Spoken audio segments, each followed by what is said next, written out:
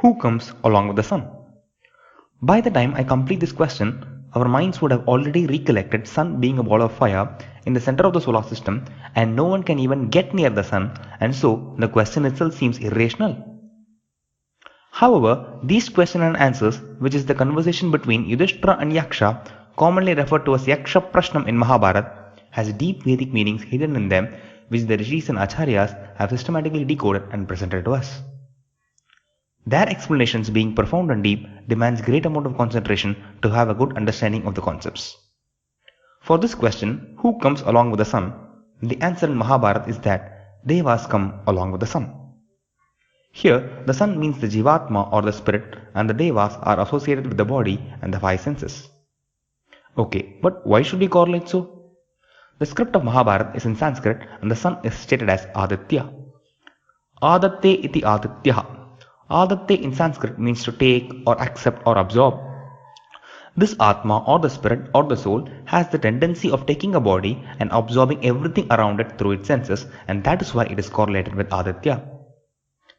The fundamental concept of Hindu dharma is that the association of athma with the body is called as birth and the dissociation of athma from the body is called as death. So, when we think something of ourselves, we should ponder if we are thinking about our spirit or our body, because both are entirely different.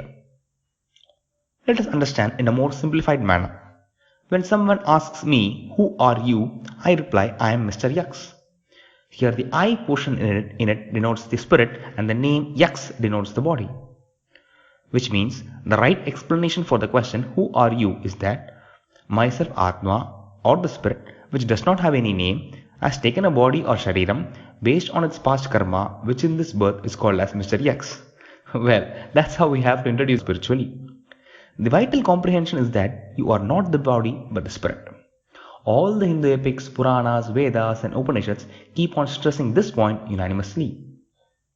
Athma or the spirit has knowledge and it is immortal and never dies. But body is mortal and dies. See, this is a real-time caption from newspaper. Read this line. Her mortal remains to be kept in Rajaji Hall at Chennai today for public homage. So, whenever you claim mortal remains, it means that something immortal was present in the body and now it is no longer there. And that immortal one which escaped from the body is the Athma. It keeps associating itself with the body based on its karma till the Athma attains moksha or the salvation.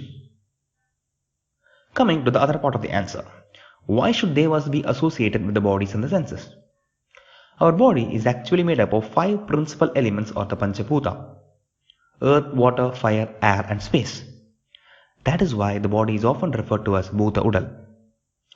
Only because it is a mixture of these elements, the body has a shortened lifespan. Any mixture will have reduced lifespan. Let us observe this phenomena with a simple example. Assume we make noodles in our house. We open the noodles packet, we take the preheated refined wheat flour, add water, add vegetables, add salt, add masala and we heat it, and then comes the deliciously cooked noodles. So what is the lifespan of the noodles? Maybe 1 day? But consider the individual components. The base refined noodles would have lasted say for 6 months. Salt maybe 5 years or even more. Water indefinite. And other ingredients say 6 months. But when mixed up as noodles, it cannot even withstand 1 day. Similar is the case with our body.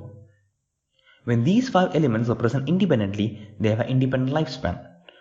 But when they get mixed, as explained in Bhagavatam, the lifespan reduces drastically and eventually leads to death. Upon death, when the body is burnt or buried, we cannot even find the trace of the body as it splits itself and goes back earnestly to earth, water, fire, air and space. These 5 principal elements are controlled by principal devas, the Dvai Deva, Vayu Deva, Agni Deva, Varuna Deva and Bhumi Devi. And these principal elements are attractively allied with the 5 senses in our body. With these 5 senses we can hear, feel, see, taste and smell, and this association increases one by one as we move up from one element to other. For instance, when we consider space, we can only hear from space. The space in the universe has pulsating electromagnetic vibrations and NASA has even recorded the sound from it.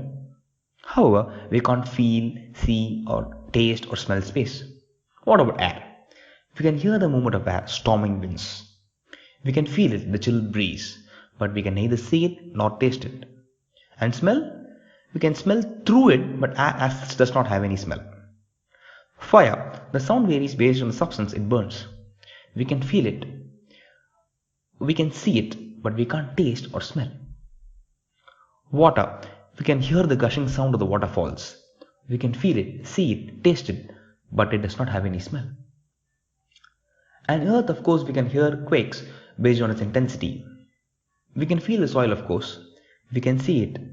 And taste? Yes, the water at different soil regions tastes differently. And of course, it has a smell. We can always feel it after a drizzle. In fact, each of these senses are associated with the finger as well. Space with the middle finger, air with index finger, fire with thumb, water with little finger, and earth with ring finger. Yoga mudras deal with exciting these fingers to control the balance between the 5 elements of the body for effective functioning of our physiology. So, that is how these senses are associated with the Panchabhuta or the body itself, which in turn are controlled by the Devas. So, these Devas controlling the Panchabhuta and senses get associated with the Athma or the Aadhithya based on the Athma's past karma, and this concept is what is explained through the second question of Yaksha Prashnam in Mahabharata.